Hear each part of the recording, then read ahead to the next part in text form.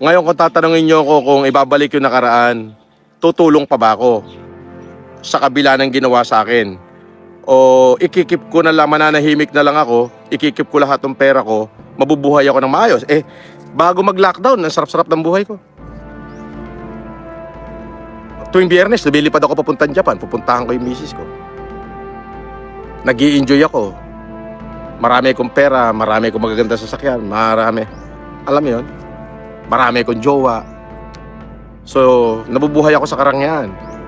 Ba't mas pinili ko yon? Ngayon, kung sasabihin nyo kung ibabalik yung panahon na yon at i-reset, pipiliin ko pa rin bang tumulong? Wala akong pagsisisihan to. Bakit? Bibihira ho yung binibigyan ng Diyos ng pagkakataong maging bayani sa kapwa mo. Yo, what's up mga tropa peeps? Magandang araw po sa inyong lahat. Napanood nyo naman po yung ating paunang video. Yan po ay tungkol dyan sa mga sinasabi ni Kulaong na tutulong siya ulit after all ng nangyari. Kasi yun yung pinoportray mo na ikay kunwari tumutulong. Diba? Totoo. Siguro talagang totoo, tumutulong ka, meron kang binibigyan, pero ang tanong kasi, ano ang purpose mo sa pagtulong? Ano ang dahilan mo? Bakit ka tumutulong? Diba? At saan nanggagaling ang pinantutulong mo? Kasi, aminado ka naman, wala kang hanap buhay. Wala ka ng pinagkakakitaan. Ang livelihood mo nga, di ba? YouTube. Kaya, saan ka kukuha ng pantulong? Gayong nakikita naman namin, kami na mga nakasubaybay sa'yo, mula pa noon hanggang ngayon, alam namin na ikaw hindi mayaman. Alam namin na ikaw dumidiskarte lang para mabuhay. Kaya saan ka kukuha ng pantulong? 'Di ba? 'Yun ang questionable kasi.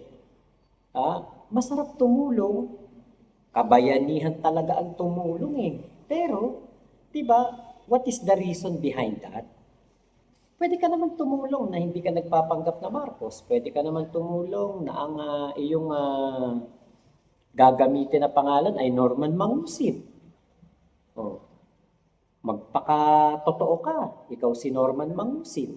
Diba? Kasi yan yung napakatagal na kino-question natin dito sa ginagawa kuno ni Kulaong na pagtulong kuno. Alam natin yan.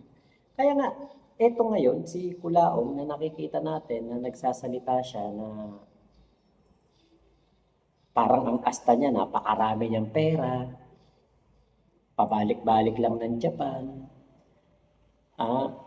Baka nga noon, marami ka pang pera nung nakadikit ka kay Bernard Chong. Ano yun? Hindi mo ba narinig yung mga audio recording na nilabas ni Yama o ni FLM for Filipinos? O sino man ang yung nag-record nun, mga nag-record nun. Hindi mo ba narinig yun?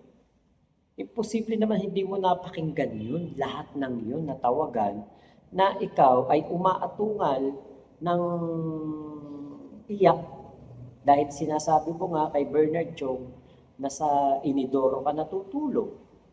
Sabi mo, nanganganib buhay mo. Kaya kailangan mong humingi sa kanya ng pera. Diba? Kaya kaya ang hirap paniwalaan kasi meron kang ginagawa na katarantaduhan behind doon sa sinasabi mo na pagtulong. Kasi hindi siya pure intention na pagtulong. Sa bawat pagtulong mo, merong something na questionable. Merong maku-question kasi nga nagpapanggap kang Marcos. Diba? Yun ang pinaka ayaw ng mga tao. Yung pagpapanggap mo ng Marcos at pagpapanggap mo na mayaman, na makapangyarihan, like the Marcoses.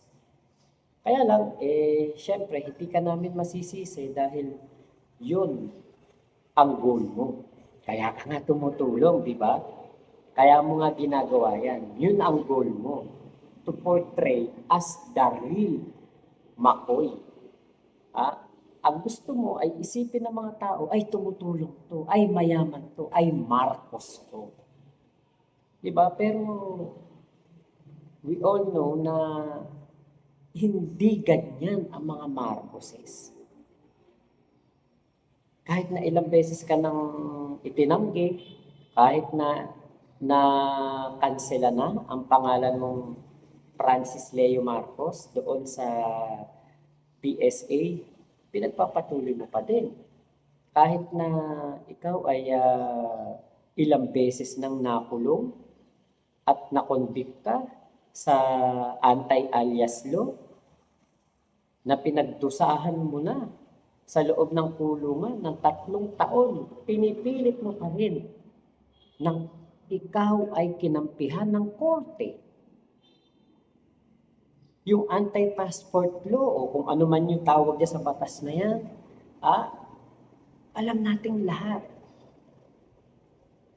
Technicalities kaya ang nangyari na basura yung kaso o na-dismiss na kasi na-technical. Yan nga pinapatungkulan mo na yan ng anti-passport law. Wala naman palang passport law, anti-passport law na yan. Yan pala ay para doon sa kaso na tinatawag na Philippine Passport Law. Yun pala talaga ang tawag dyan. At itong Philippine Passport Act o Philippine Passport Law, ikaw ay inuutusan na ng DFA na ibalik ang iyong passport.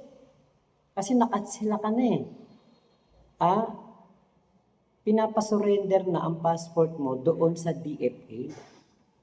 Kaya yung kinakatuwa mo na nakuha mo yung bail, at nakalagay doon pangalan mo Francis Leo Marcos kasi ang kaso mo, ang pangalan ng kinasuhan ka ay Francis Leo Marcos na meron kang illegal na pangalan na hindi otorisadong gamitin. Kaya nga kinansela ng PSA at yung passport mo mismo isusurrender mo na sa DFA dahil wala kang karapatang gamitin ang pasaporte na yun dahil hindi ikaw si Francis Leo Marcos. So, everyday na napapanood ka ng mga tao, kaya yan pro-kulaong o anti-kulaong, nagpapanggap kang Marcos, nagpapanggap kang si Francis Leo Marcos. So, kahit anong gawin mong tulong, kulaong, kahit totoo pa yung sinasabi mo na tumutulong ka, bilyon ang inubos mo sa pagtulong, it's not counted. Bakit? Hindi ikaw si Francis Leo Marcos, ikaw si Norman Mangusin. Hindi yun counted sa kahit saan. Bakit? Kahit na out of this world pa, kahit makarating ka sa langit, nag-aaksaya ka lang ng panahon, ng oras. Bakit? Kasi hindi ikaw si Francis Leo Marcos. Pagdating din doon sa langit, hindi ikaw si Francis Leo Marcos. Ang hahanapin, si Norman Mangusin. Kaya sayang lang yung ginagawa mo. Kasi pagdating mo sa langit, babasahin din ang pangalan mo, Norman Mangusin. Yan ang titignan diyan sa record ni San Pedro dahil ikaw ay bininyagan sa pangalan na Norman Mangusin. Hindi ka nakarecord dun sa langit as Francis Leo Marcos. Kaya kahit anong gawin mong pagtulong, hindi yan +1. Actually, habang ikay nagpapanggap na Francis Leo Marcos, padami ng padami ang iyong kasalanan. Kaya lang, wala ka din ligtas. Kahit tawagin ni San Pedro yung Norman Mangusin, tad-tad din ang kaso at ah, may human trafficking issue na nakasampa sa'yo. O di wala rin. Di ba? Bababa ka rin talaga kay taning. Yun ang katotohanan niyan. Kaya yung sinasabi mo, kahit magpakabayani ka pa sa mga kababayan natin, kahit itulong mo pa, ibigay mo pa yung lupa ng nanay mo na nakalaba tiles sa probinsya, sa lahat ng mga nangangailangan, wala pa rin. Hindi pa rin. Ah, hindi ka pa rin talaga makakausad at hindi ka pa rin talaga magmumukhang mayaman para sa amin, hindi ka pa rin magmumukhang pure ang intention mong tumulong at hindi ka pa rin talaga makakapasa bilang isang napakabuting tao dahil nga nakikita namin ang mga kabulastugan mo. Kaya naku, ikaw pala Kulaong talagang notorious sa paggawa ng kasalanan kasi ang iyong mga nilabag katulad nitong Philippine Passport Act eh kasama sa pagdedesisyon na kailangan mong isaoli sa DFA itong iyong hawak na passport. So ikaw ay araw-araw pa din na nanloloko kahit sa mga manonood mo, niloloko mo sila, sinasabi mo na ikaw si Francis Leo Marcos pero hindi naman pala. So wala rin. Lahat ng ginagawa mo dito sa ibabaw ng lupa ay puro kasamaan. At yung parang ikaw ay tuwan-tuwa doon sa Philippine Passport Act na nilabag mo na na-dismiss yung kaso, ibabalik mo yung iyong DFA passport dahil akala namin tuwan-tuwa ka kasi na-dismiss. Yun pala, inuutusan ka na ibalik mo yung passport mo sa DFA. Ano pa ngayon ang ID gagamitin mo? Wala ka namang ID Norman Mangusin. Diba? So yun lamang po. Maraming salamat sa pagsama nyo dito sa aking vlog na ito. Ingat po kayo. Nasaan mang panig kayo ng mundo. Momo chup chup. Love you, love you. God bless us all. Pilipinas. God first. Salamat po.